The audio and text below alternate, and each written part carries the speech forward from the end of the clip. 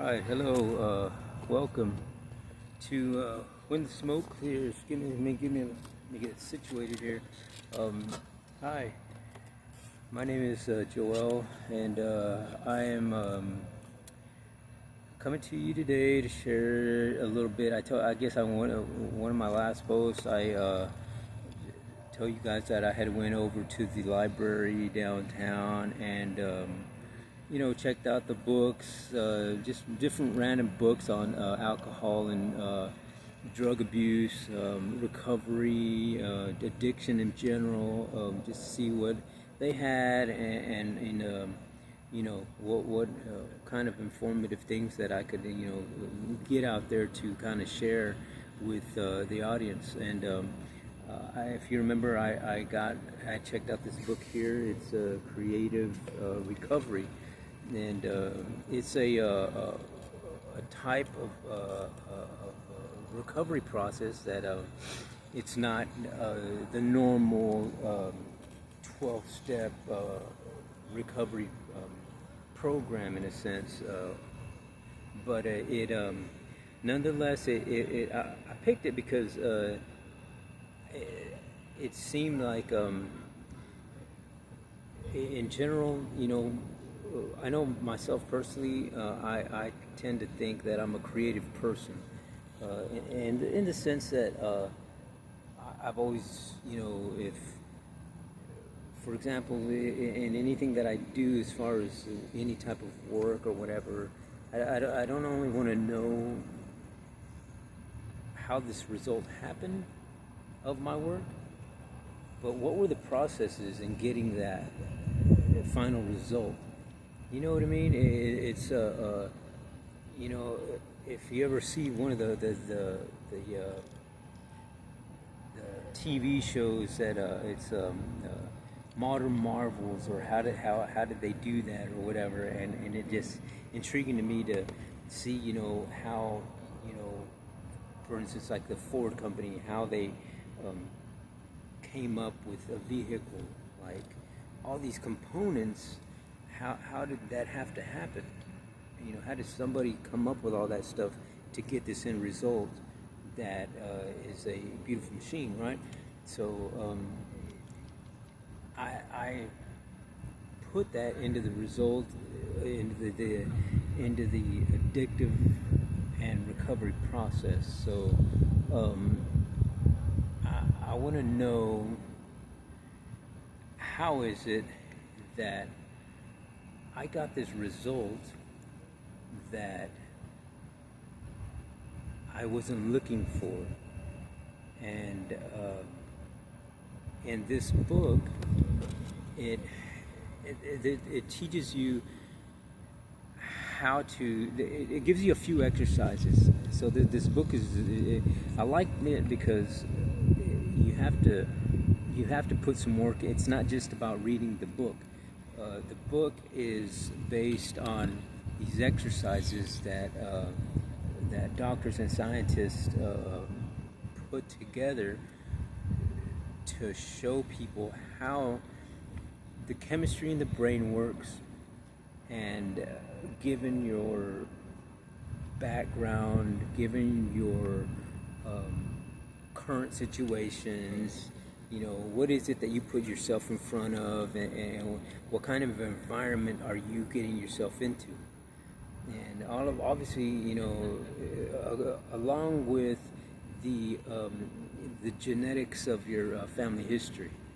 So all of these things play a big role in how you're going to come out if you get exposed to any mind-altering substances, alcohol, or anything of that nature. And it doesn't only have to be alcohol and drugs. I mean, you could get addicted to, playing video games. So the point I'm making here is that the book, it involves these exercises that shows you how the mind works in addiction, and how the mind can be altered just the way it was altered for you to become an addict. Because you didn't just wake up one day and say, hey, you know what, I think I'm going to be a coke addict or an alcoholic or whatever the case is. And in my personal experience, I had family members far back as I can remember being a little guy of my family, and mainly the males in the family, drinking alcohol.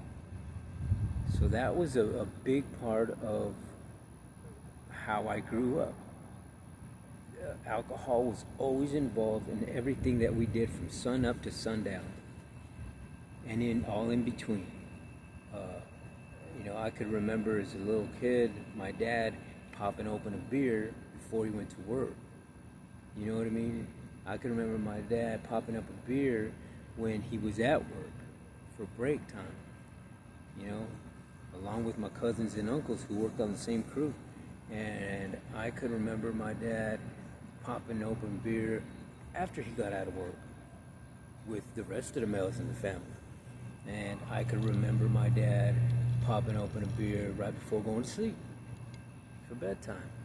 And I remember my grandfather, my dad's dad, he would always drink a cup of a glass of brandy with a cigarette after dinner and right before going to sleep.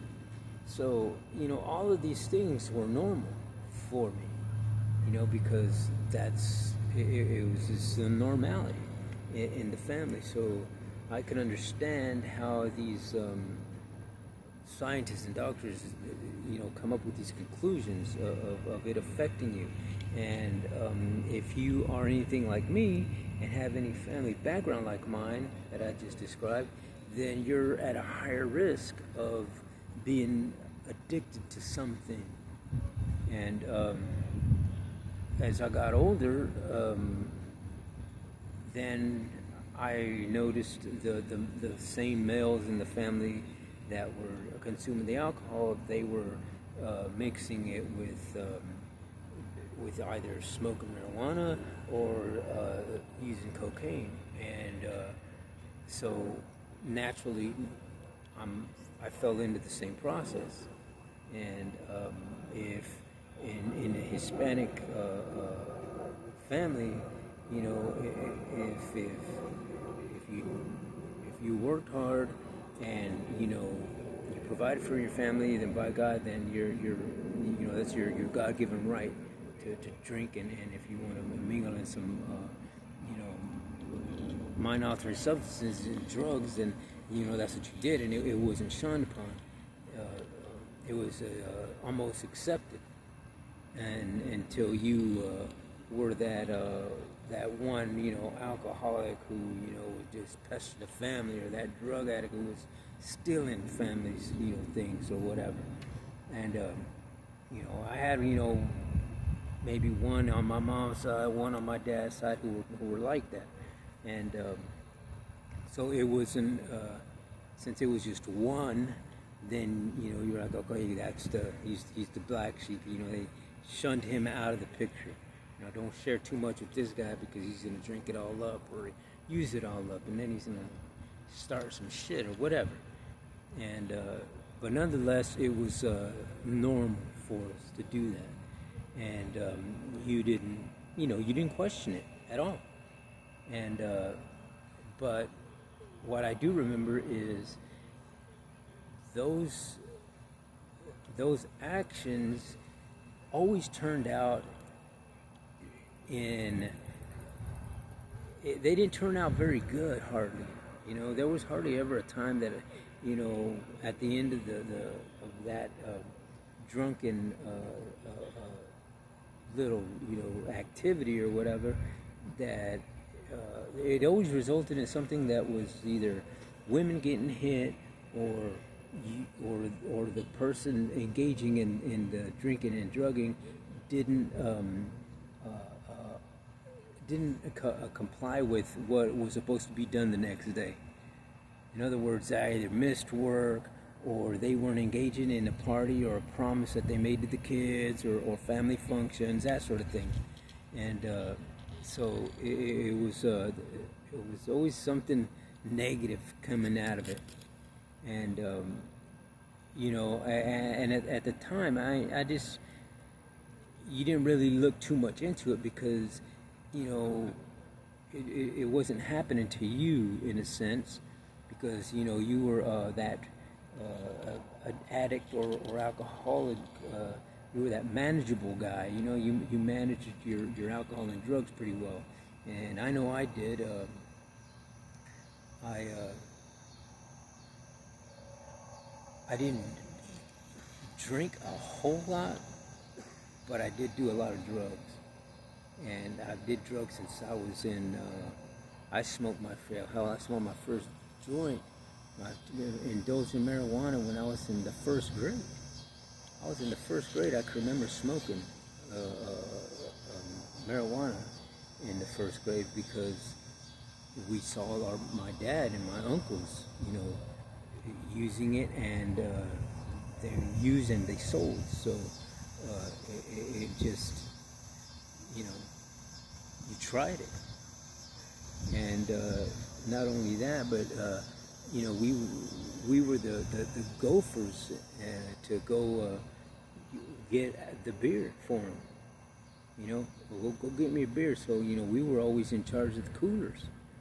So naturally, you're in charge of the coolers. We would take one and sneak one. And between me and my cousins, we would pop open a beer and we'd take a drink piece.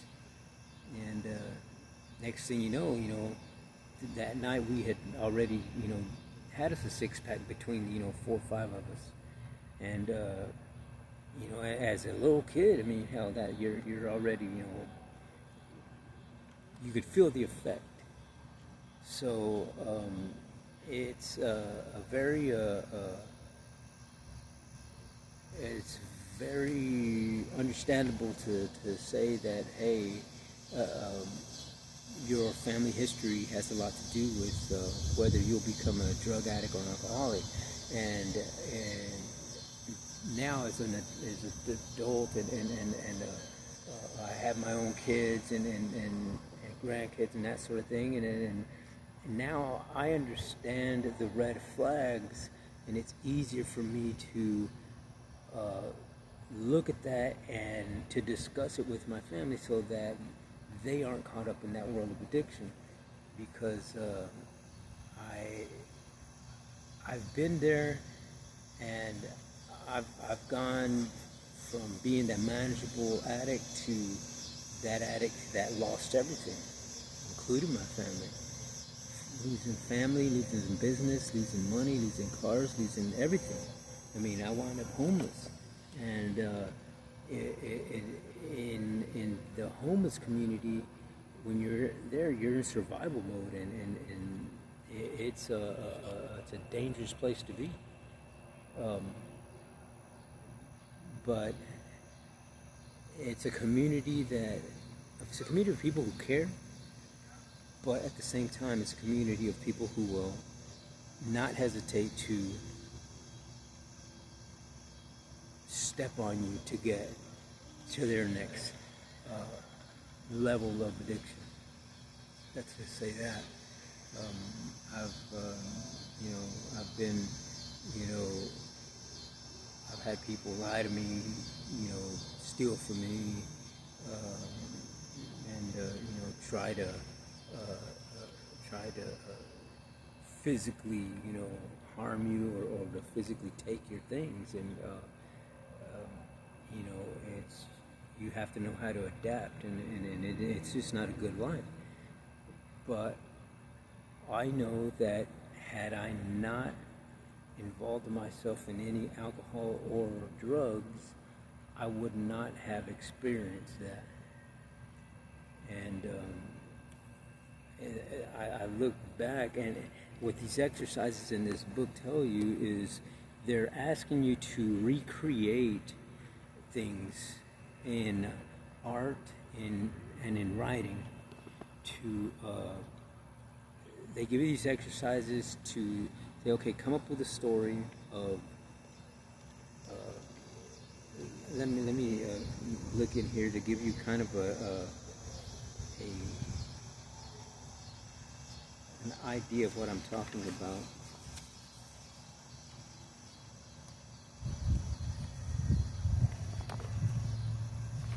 Okay, let me grab these glasses too, because I'm having a hard time seeing without these things.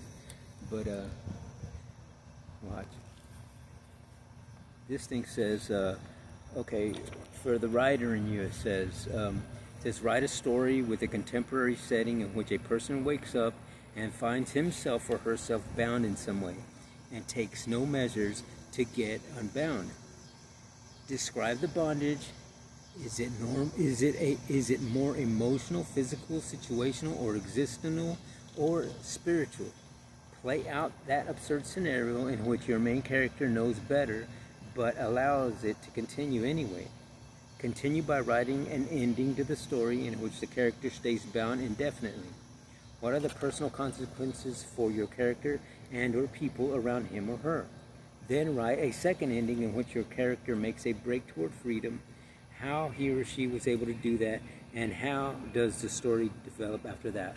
Well, in that whole scenario there, that whole exercise, to me, because you're going to have to use your own experiences, obviously, and where it tells you to write something that has kept you bound in bondage, and for me, it was picking up that bowl and smoking meth. And I found it that it gave me this sense of I can do a lot of stuff and not feel tired. And in running a business, I was like playing project manager, I was playing foreman out in the field, I was playing salesman, I was doing everything, and that drug made me feel like I could accomplish all those things and keep me going. And I could also relate, by the way, that it would say that, give an ending on how that bondage kept you bound. And for me, that bondage, it kept me bound by that. I wanted that. I found myself needing to smoke it every freaking day, every morning to start my day, just like a cup of coffee. It was that. And it made me, I understood how it made me feel, but I also understood that when I smoked, I couldn't perform. I couldn't perform the duties of my daily task. I couldn't perform the things that I was doing to keep my business afloat. And I, in turn, there started missing work, going in late for work, not bidding on as many jobs as I needed to, and it just progressively got worse. And then the other part of the scenario of to write an ending, that how were you able to break from that bondage? And for me, breaking from that bondage meant losing everything that I had, my house, my business, all of my physical things, and losing myself emotionally, is wind up, as they say, hitting my rock bottom, and identifying there that, hey, you know what, I have a problem, and how did I wind up here, and how do I get out of this? How am I going to react now? What am I going to do? I could remember sitting there just crying to myself and yelling at God, like, why me? Why me? What the hell did I do that was so wrong that I got to go through all this crap? And, by the grace of God, I understand now that, I had a spiritual awakening in a sense after I got put in jail. And I was, for some reason, got the opportunity to go to a recovery center through jail, and I did, and in that recovery center, I was able to finally get my mind to start thinking in a different way than when I was using. And I could clearly see the things that were binding me down, the things that I was bound by, and it was, my personal things that I was doing, people that I was engaging with, and thinking to myself that I couldn't get out of this anymore. This is where I'm gonna be. I guess this is how my life ends. And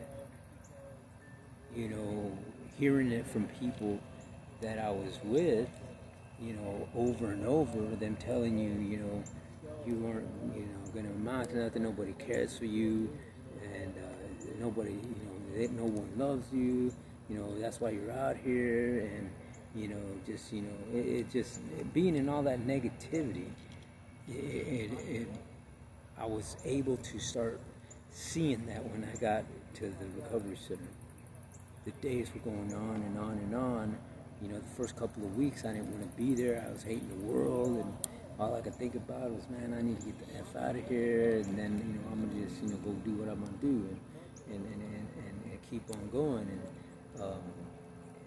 And by the grace of God, it says in the big book and in the NA book that, addicts help other addicts,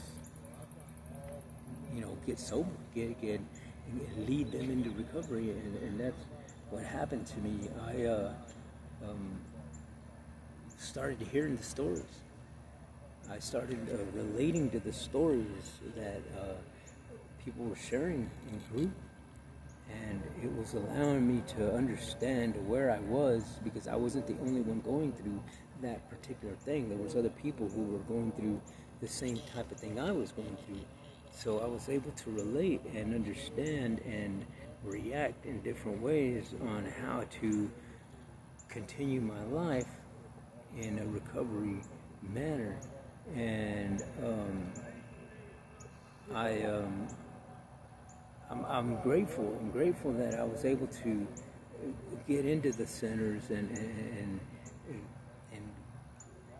recognize that my higher power, my spiritual beings were putting things in front of me that I could see now.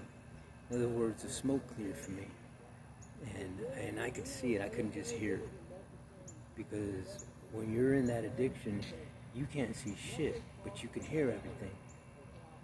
You know what I mean? If you can relate to what I'm saying, you can hear everything. You can hear people telling you. You can hear your kids telling you, your wife telling you, your mama telling you, your girlfriend telling you, your boyfriend telling you. You could hear them telling you that you're doing this and you're doing that, and that you need to change. But when you're just hearing it, it's like a dream.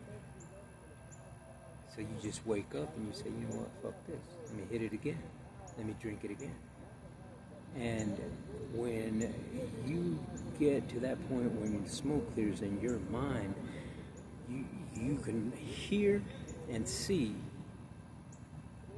and now you can make the connection. You can make the connection with looking at somebody tell you this and seeing the hurt in their face and their body language and their voice, that they love you, that they care for you, that you matter. And your existence here is for a reason.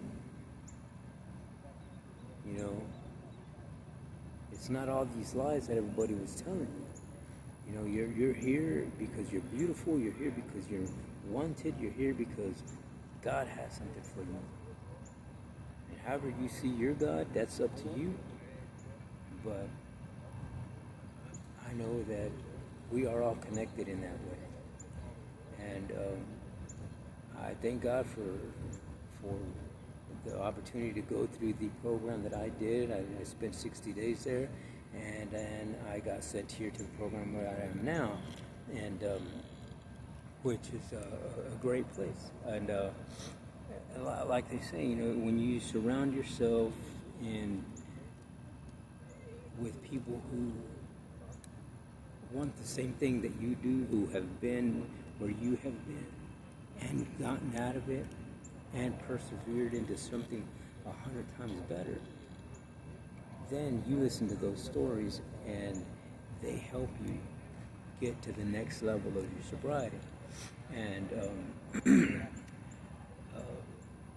well, this book here, this creative book, has allowed me to understand things in a little different sense that I could use, or that you could probably use that, your creativity sense in your, there's other exercises in here that have to do with, you know, painting and coloring and sculpting and just different scenarios, and you put your experiences of addiction into those things, and you'll be astounded at the results that you get after you're done with the exercise. I mean, you'll have this creative thing that you've built, that you painted, that you came up with out of your experience, and it's unique in the sense that that is your personal experience, and nobody can take that away from you. And you know, it's different to go back and read the things that you wrote, and when you're sober, as well as doing videos like this. I mean, I go back and I listen to the videos that I do, and I freak out. I'm like, oh man, I remember that, and I could I remember doing this, or I remember doing that, and I know it's part of the risk that you have in your journey, that you know what to do and what not to do, and how to stay clear and set boundaries and that sort of thing. But nonetheless, it's a good book, and I encourage you guys to, if you are a creative person and you like to write, or whether it's music or just writing in general, poems or whatever, I encourage you to pick this book up and take a look at it, read it, and do the exercises. And also, if you're an artistic person, I encourage. It's a really good book. Again, it's a creative recovery, a complete addiction treatment program that uses your natural creativity. I encourage you guys to look at the book. Here you go. It's Creative Recovery. Very good book. Maybe this will help and in your journey of recovery. And I appreciate you guys watching my videos. And till next time, when the smoke clears, we'll see. Thank you for watching.